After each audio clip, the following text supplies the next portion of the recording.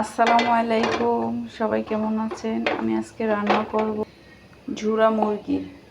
প্রথমে আমি সিদ্ধ করে নিছি, তারপর ঠান্ডা করে হাত দিয়ে ছুটায় নিছি। কড়াইতে তেল দিয়ে দিছি, কড়াইটা গরম হয়ে গেছে। এখন দিয়ে দেবো পেঁয়াজ। পেঁয়াজটা একটু বড় বড় করে কাটছি, লেগে মাংসের সাথে তো অনেক পেঁয়াজ লাগে মাংস রান্না করতে। এখন দিয়ে দেবো আদা রসুন বাটা, সামান্য পরিমাণে পানি। এখন দিয়ে দেবো মশলা, কিছুক্ষণ কষায় নেব। আমার মশলা কষানো শেষ, এখন দিয়ে দেবো মাংস। এখন দিয়ে দিব পেঁয়াজ। কিছুক্ষণের জন্য ঢাকনা দিয়ে ঢাকতে থাকবো, দেখি কি অবস্থা। কষানো প্রায় শেষ, এখন দিয়ে দেবো পানি। কিছুক্ষণ ঢাকনা দিয়ে আবার করবো।